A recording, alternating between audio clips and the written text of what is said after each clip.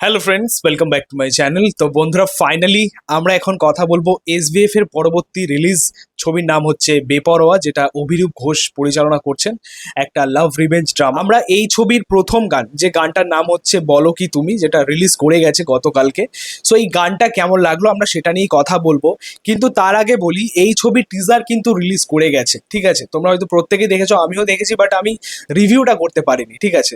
দেখো, এই ছবির অ্যানাউন্সমেন্ট হয়তো অনেক দিন আগেই হয়ে গেছে, বা অনেক দিন আগে থেকে কিন্তু আমরা শুনতে পাচ্ছি যে এসবিএফ নতুন হিরো লঞ্চ করছে, বা তারা একটা নতুন গল্প নিয়ে কাজ করতে চলেছে, যেখানে নতুন হিরোকে আমরা পাবো। এরকম অনেক আপডেট আমরা পেয়েছি। আর সব থেকে বড় কথা, অদ্রিত কামব্যাক করছে আবার ছবি নিয়ে। এর আগে তিনি মিঠাইয়ের যে সিরিয়ালটা ছিল সেখানে কাজ করেছেন, কয়েকটা সিনেমাতেও কাজ করেছেন, প্রেম আমার 2-তে বোধহয় কাজ করেছেন। পাশাপাশি এই ছবিতে আরিয়া বলে যে মেয়েটি কাজ করছেন, এই প্রথমবার মানে তিনি ডেবিউ করছেন এই ছবির মাধ্যমে।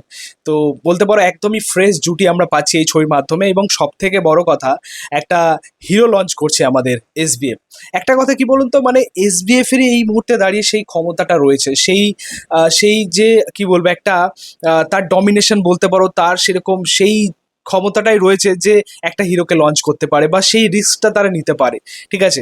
অন্যান্য প্রোডাকশন হাউস কিন্তু সেই রিস্ক এই মুহূর্তে দাঁড়িয়ে এই মার্কেটে নেবে না, ঠিক আছে? যেহেতু আমাদের বাংলা ইন্ডাস্ট্রির সব থেকে বড় প্রোডাকশন হাউস, তারা কিন্তু এই রিস্কটা নিতে পারে, ঠিক আছে? তারা লস খেলেও তারা হয়তো বিষয়টাকে বেশ সামনে নিতে পারবে। এবং সব থেকে বড় কথা, এসবিএফ এর কিন্তু বহু সিনেমা হল রয়েছে। তারা কিন্তু ছবিটা যদি ভালো হয়, বিভিন্ন সিনেমা হল থেকে চালিয়ে তারা কিন্তু তাদের লাভ তুলে নিতে পারবে, ঠিক আছে? তাদের একটা চান্স রয়েছে। তো এই মুহূর্তে দাঁড়িয়ে এটাই হচ্ছে মেন পজিটিভ দিক তাদের জন্য, যে এসবিএফ ছাড়া এই মুহূর্তে দাঁড়িয়ে মানে কোনো প্রোডাকশন হাউস পারবে না নতুন হিরো লঞ্চ করতে। তো এটা খুব ভালো একটা দিক। আমরা হয়তো এটা অনেক দিন আগে চেয়েছিলাম, বহুদিন এটা হয়নি। এটা আমাদের ইন্ডাস্ট্রির জন্য দরকার ছিল এই মুহূর্তে দাঁড়িয়ে, যে একটা নতুন হিরো লঞ্চ করা। না হলে দেখুন, আগামী 5 বছরে কোনো সুপারস্টার তৈরি হবে না, আগামী 10 বছরে কোনো সুপারস্টার তৈরি হবে না। মানে এখন থেকে এটা অবশ্যই, এই ইনিশিয়েটিভটা অনেক দিন আগে থেকে নেওয়া উচিত ছিল, বাট এটা খুব দেরি হয়েছে ঠিকই। বাট এখন থেকে যদি না নেওয়া হয় তাহলে হয়তো আরো দেরি হয়ে যাবে, ঠিক আছে? মানে আগামী 10 বছরেও কোনো সুপারস্টার তৈরি হবে না। মানে ওই লাস্ট সুপারস্টার জিৎ এবং দেব, তারপর আর কেউ আসবে না আমাদের ইন্ডাস্ট্রিতে। তো এখন থেকে শুরু করে আমাদেরকে এই যে পদক্ষেপগুলো নেওয়াটা খুবই উচিত। এবং সব থেকে বড় কথা হচ্ছে যে মানুষ যেরকম কন্টেন্ট দেখতে চাইছে, ঠিক আছে? বেপরোয়া যেরকম টিজার আমরা দেখেছি, বেশ ভালো লেগেছে, ঠিক আছে? একটা লাভ রিমেজ ড্রামা, বা বলতে পারো একটা অ্যাকশন থ্রিলার গোছের ছবি হতে চলেছে। তো বেশ ভালোই লাগছে কিন্তু লুক অ্যান্ড ফিল, অদ্রিতের পারফরমেন্স, যেভাবে গল্পটাকে গোছানো হয়েছে, বেশ ভালোই লাগছে টিজার মধ্যে, ঠিক আছে? আশা করব ছবিটা ভালো চলবে। যাই হোক, গানটা কেমন লাগলো বলো কি তুমি?